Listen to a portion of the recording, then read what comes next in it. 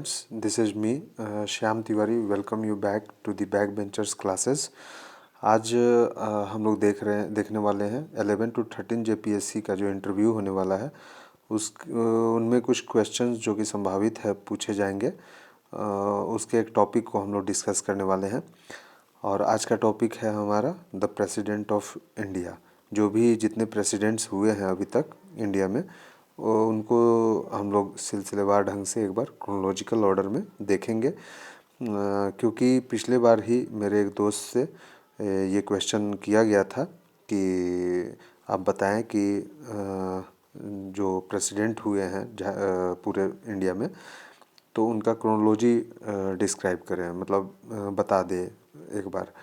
तो इस तरीके से इस बार भी पूछा जा सकता है. और हाँ, मैंने भी जो है पिछले 7 to 10 जेपीएससी में इंटरव्यू दिया था. अनफॉर्चुनेटली जो है सर्टिफिकेट इशू के कारण मेरा सिलेक्शन नहीं हो पाया था, बट इस बार भी मैं मेंस लिखा हूँ.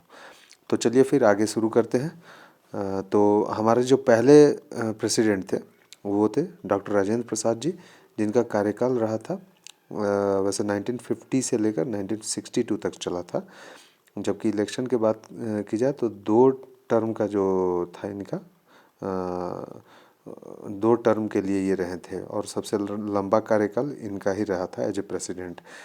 जैसे कि पहली बार इलेक्शन हुई थी 1952 में, तो 52 से 57 और 57 से 62 तक इन्होंने प्रेसिडेंट का बागडोर संभाला था.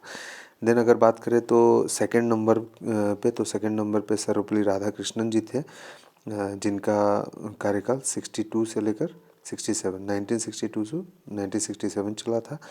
देन थर्ड की बात करें, थर्ड नंबर पे जाकिर हुसैन जी हैं, जिनका कार्यकाल 1967 to 1969 चला था. फिर बीच में एक्टिंग जो हमारे प्रेसिडेंट थे वो भी बने थे, तो 2 है वीवी गिरी जी और एम हिदायतुल्ला जी. तो एम हिदायतुल्ला जी यहाँ पे इम्पोर्टेंट है क्योंकि ये चीफ जस्टिस ऑफ इंडिया थे, जिनको प्रेसिडेंट बनाया गया था. तो जैसे आप पॉलिटी में पढ़ते भी होंगे कि प्रेसिडेंट का अगर सीट वैकेंट है तो वाइस प्रेसिडेंट बनता है. अगर वो भी किसी भी कारण से वैकेंट हो जाता है तो चीफ जस्टिस ऑफ इंडिया जो होते हैं वो प्रेसिडेंट का जो पोजीशन है उसको धारण करते हैं. तो ये एक्टिंग थे दोनों. उसके बाद फोर्थ नंबर की बात अगर हम करें तो वीवी गिरी जी थे. वीवी गिरी जी 1969 to 1974 तक इनका कार्यकाल था. वीवी गिरी जी के बाद फिफ्थ नंबर पे फ़खरुद्दीन अली अहमद जी थे. फ़खरुद्दीन अली अहमद जी का कार्यकाल 1974 to 1977 था. देन फिर से एक एक्टिंग प्रेसिडेंट आए थे बीडी जट्टी जी. उसके बाद फिर सिक्स्थ, जो कि ज़्यादा इम्पोर्टेंट नहीं है उतना, वो जो इंटरव्यूअर है वो एक्सपेक्ट नहीं करते कि आप एक्टिंग का भी बताओ एंड ऑल. जो भी ओरिजिनल वाले हैं कार्यकाल में आ रहे हैं उनका बताना जरूरी है. तो 6 नंबर पे है नीलम संजीवा रेड्डी जी, जिनका कार्यकाल 1977 to 1982 रहा है. देन है 7th नंबर पे ज्ञानी जैल सिंह, जिनका कार्यकाल 1982 to 1987 तक रहा है.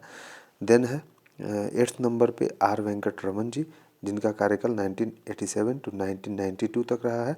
और यहाँ इम्पोर्टेंट ये बात है कि इन्हीं के कार्यकाल में जो एलपीजी रिफॉर्म है इंडिया में लाया गया था 1991 में. देन 9th नंबर पे अगर बात करें तो शंकर दयाल शर्मा जी हैं, जिनका कार्यकाल 1992 to 1997 तक चला था. देन 10th नंबर पे के आर नारायणन जी हैं, जिनका कार्यकाल 1997 to 2002 तक चला था. और इनका इम्पोर्टेंट ये है कि 15 नवंबर 2000 को हमारा झारखंड जो है बिहार से अलग हुआ था, तो उस समय के जो प्रेसिडेंट थे वो के आर नारायणन जी ही थे. देन अगर 11th नंबर की बात करें अगर, तो एपीजे अब्दुल कलाम जी थे, जिनका कार्यकाल 2002 से 2007 तक था. देन 12th नंबर पे प्रतिभा पाटिल जी थी, जिनका कार्यकाल 2007 से लेकर 2012 तक था. देन 13th नंबर के बात करें तो प्रणब मुखर्जी जी थे, जिनका कार्यकाल 2012 से लेकर 2017 तक चला था. देन आप बात करें अगर रामनाथ कोविंद जी का 14वें नंबर के जो थे, तो इनका कार्यकाल 2017 से लेकर 2022 तक चला था. और जो अभी हैं इनकम्बेंट द्रौपदी मुर्मू जी हैं, जिनका कार्यकाल 2022 से अभी चल रहा है।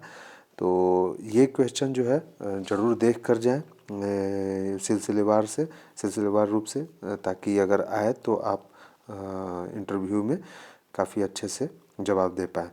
तो आज का टॉपिक यहीं पे समाप्त होता है।